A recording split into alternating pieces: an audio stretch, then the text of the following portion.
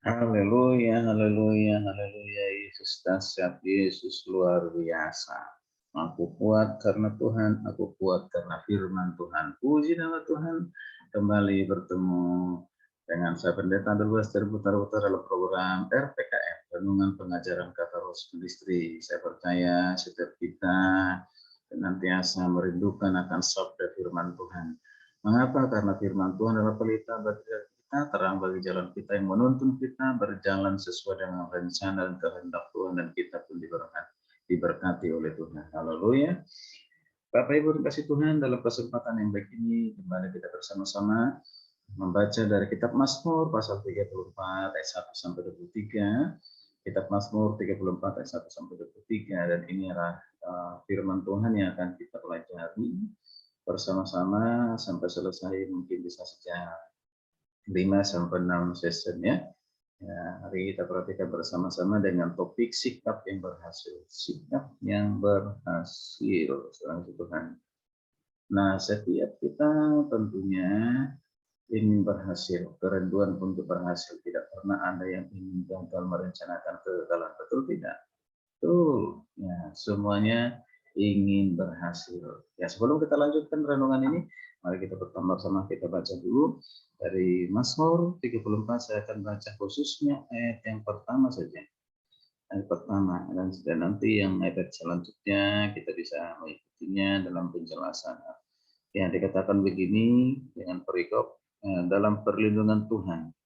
Dari Daud, pada waktu ia berpura-pura tidak waras pikirannya di depan Abimelek sehingga ia diusir lalu pergi.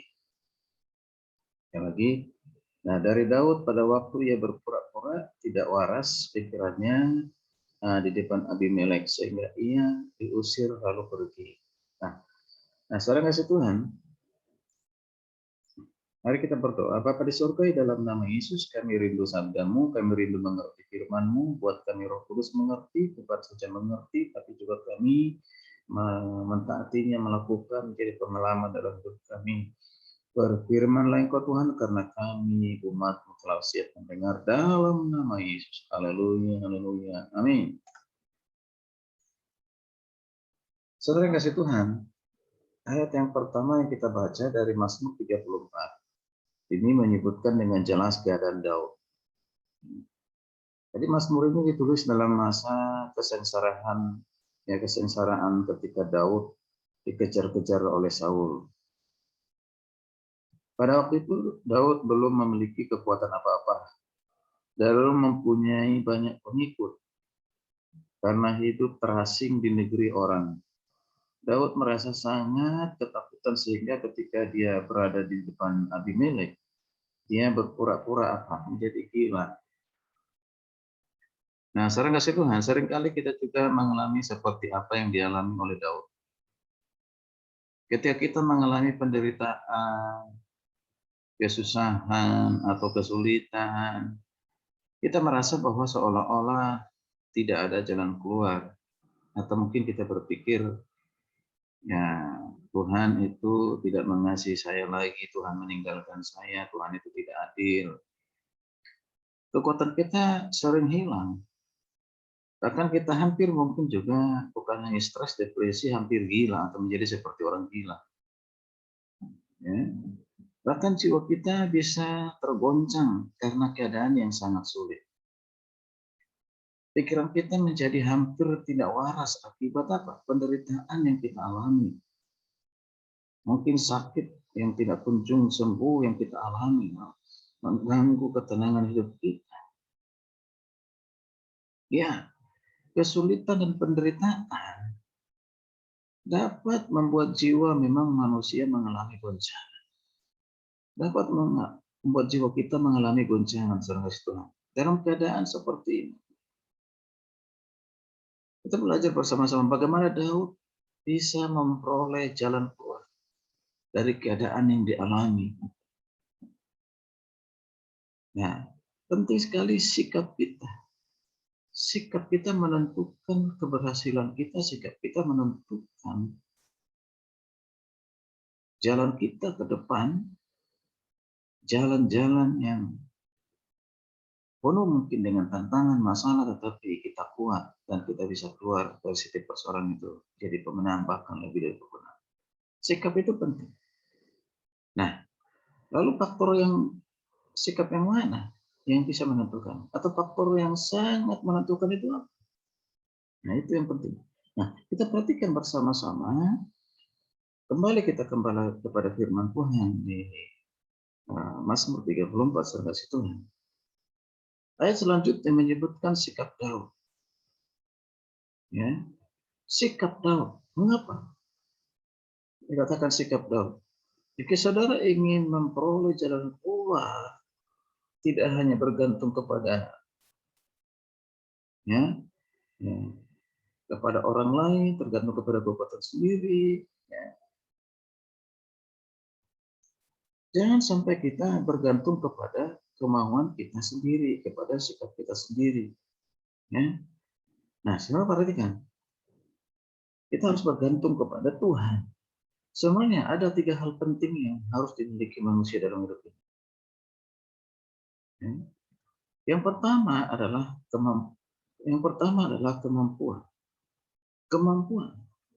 Kemampuan itu apa? Kemampuan untuk menunjukkan apa yang bisa dia lakukan, apa yang bisa kita lakukan.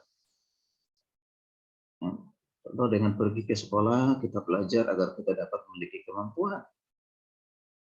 Dengan kemampuan itu kita memperoleh apa yang bisa kita lakukan. Lalu yang kedua, manusia sangat bergantung kepada motivasi. Karena dengan motivasi, seorang bisa menetapkan apa yang akan dilakukannya. Jadi motivasi itu penting. Lalu yang ketiga adalah sikap. Yang ketiga ini adalah sikap. Ini yang menjadi renungan kita. Melalui sikap, seseorang dapat menentukan sebaik apapun yang ia dapat lakukan. Sekali lagi, seseorang dapat menentukan sebaik apapun yang dapat dia lakukan. Itu harus ditentukan dengan sikapnya. Jadi, sebenarnya Tuhan, ada 3 hal yang perlu kita perhatikan. Yaitu apa? Kemampuan, motivasi, dan sikap. Nah, sekarang kita lanjutkan sebenarnya Tuhan mengenai sikap ini. Ya, mengenai sikap. Sebab sikap sangat menentukan kehidupan kita. Sikap sangat menentukan keberhasilan kita, kesuksesan kita. Sebenarnya Tuhan itu selalu menyediakan jalan keluar bagi setiap anak-anak sebagai umatnya. Pasti memberikan jalan keluar. Tuhan sudah memberikan kekuatan sebenarnya kepada kita. Sehingga kita bisa mengandalkan Tuhan, mengandalkan kekuatan Tuhan. Sehingga membawa kepada suatu perubahan, bisa atau dapat mengadakan perubahan dalam hidup kita. Akan tetapi sikap kita sendiri kadang-kadang tidak menunjukkan adanya kemauan untuk berubah. Itu persoalannya saudara itu. Ingin sukses tapi tidak memiliki sikap untuk berubah. Nah, dunia tidak akan pernah berubah selama kita menunggu perubahan. Kecuali jika kita sendiri yang ingin berubah, dimulai dari diri kita sendiri. Jangan berubah karena lingkungan, jangan berubah karena melihat dunia, tapi dimulai dari diri kita sendiri. Nah, betapa pentingnya dan berharganya suatu sikap. Sikap itu sangat menentukan. Itulah sebabnya kita perlu memperhatikan sikap kita. Nah, seorang kasih Tuhan, sekali lagi saya mengatakan bahwa sikap kita menentukan keberhasilan kita, menentukan masa depan kita, menentukan ketenangan, ketentraman jiwa kita. Karena itu, ya milikilah sikap. Itu sangat penting. Yang menentukan itu adalah sikap kita. Sikap apa saja yang harus kita miliki untuk meraih keberhasilan? Ikuti terus renungan ini. Pasti memberkati kita semuanya. Sikap-sikap apa saja yang harus kita miliki, saya akan jelaskan di renungan berikutnya. Ikuti terus, pasti diberkati oleh firman Tuhan. Sampai bertemu di renungan berikutnya dengan topik yang sama, sikap yang berhasil di season yang kedua. Puji nama Tuhan, selamat beraktivitas. Jangan lupa di like, di subscribe, dan dibagikan kepada orang lain supaya seperti banyak lagi orang diberkati. Shalom, Tuhan Yesus memberkati.